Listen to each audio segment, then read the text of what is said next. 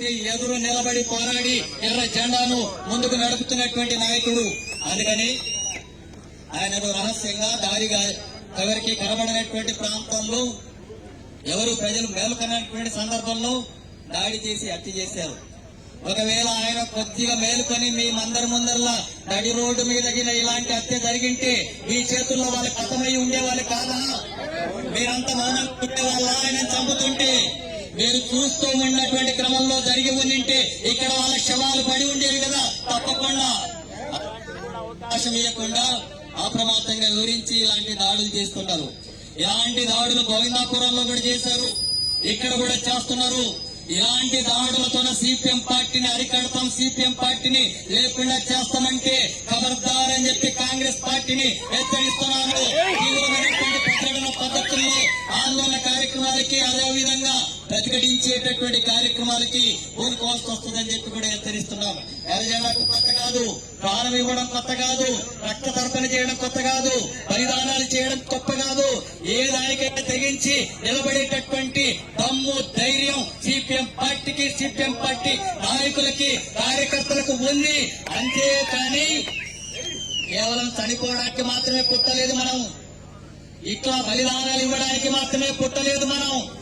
ఇలాంటి పద్ధతులు ఆపకపోతే తీవ్రమైనటువంటి పద్ధతుల్లో ప్రతిఘటనలో కూడా పూనుకునేటటువంటి చరిత్ర ఈ ఎర్ర జెండాకు ఉంది.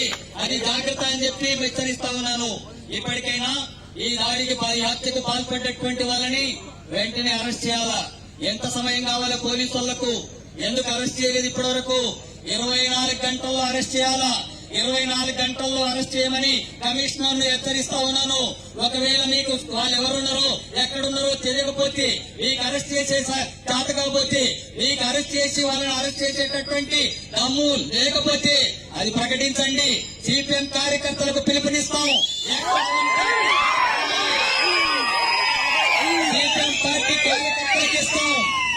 ఈ భూమి మీద ఎక్కడ ఉన్నా సరే పాతరేసి తీసుకొస్తారు. ప్రకటిస్తున్నాము. చట్టబద్ధంగా వివరించాలని ఈ రకమైనటువంటి కార్యక్రమాలు చేస్తున్నాం. చట్ట ప్రకారం మీరు వివరించాల్సినటువంటి అవసరం ఉంది.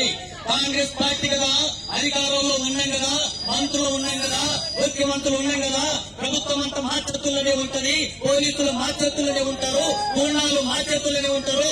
ఏమైనా చేస్తామంటే ఎవరినైనా సరే అడిగెత్త కాలు పెట్టి తొక్కేటటువంటి దమ్ము, ధైర్యం, శక్తి ఈ ఎర్ర జెండాకుంది.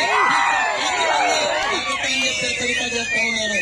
ఈ రకమైనటువంటి పద్ధతుల్లో ఇలాంటి అరాచకాలకు పాల్పడి ప్రజా సమస్యల మీద, ప్రజా పోరాటాల మీద ప్రజలకు అండగా నిలబడేటటువంటి ఈ పేదవాళ్లకు, అడగారినటువంటి తరగతులకు, దళితులు, గిరిజనులు, బలహీన వర్గాలు, ఈ పేద కుటుంబాలకి అండగా నిలబడి పోరాడుతున్నటువంటి వాళ్ళని హత్యలు చేసి సిపిఎం పార్టీని లేకుండా చేస్తామనుకుంటే, సిపిఎం రాజకీయాలను లేకుండా చేస్తామంటే, నాయకుల్ని నరికి చంపకను ఈ రకమైనటువంటి పద్ధతుల్లో చేస్తుంటే ఎర్ర జెండా ఆ రకంగా ఒరిగేటటువంటిది కావిది.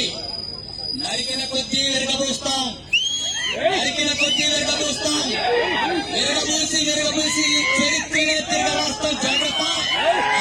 పరిస్థితి ప్రజలు మౌనంగా ఉన్నారు కదా అని ప్రజలు మౌనంగా ఏమైనా చేయొచ్చు, ఈ అమాయక జనం ఏమైనా చేయొచ్చు. నాయకుల్ని అంతం చేస్తే, అలా అండగా నిలబడేటటువంటి వాళ్ళని అంతం చేస్తే వీళ్ళందరూ కూడా మేము చెప్పినట్టు వింటారని, మాకు అణిగి మెనిగి ఉంటారని, ఆ రకంగా మేము గ్రామాల్లో రాజకీయాలు ఏమైనా చేయొచ్చని చెప్పి అనుకుంటున్నారు. ఇక్కడికి వచ్చి చూడండి. ఇప్పుడు మీకు దమ్ముంటే వచ్చి ఇక్కడ చూడండి. సిపిఎం యొక్క దమ్మేంటో, సిపిఎం శక్తి ఏంటో, సిపిఎం యొక్క సాహసాలు ఏంటో. మీరు హత్య చేసిన తర్వాత ఆ హత్యను కూడా లెక్క చేయకుండా ప్రతిఘటించి తీర్థమనేటటువంటి పద్ధతులు ఇక్కడ ఆడుకునేటువంటి పద్ధతులు ఈ కార్యక్రమం జరుగుతుంది. ఇప్పటికైనా కాంగ్రెస్ పార్టీ ఇలాంటి కార్యక్రమాలు పాల్పడినటువంటి వాళ్ళని అరెస్ట్ చేసి కఠినంగా శిక్షించాలా? ఆ రకంగా జరగకపోతే, వాళ్ళని కఠినంగా శిక్షించకపోతే, చట్టం శిక్షించకపోతే ప్రజలే శిక్షిస్తారు. జాగ్రత్త అని చెప్పి హెచ్చరిస్తూ ముగిస్తున్నాను.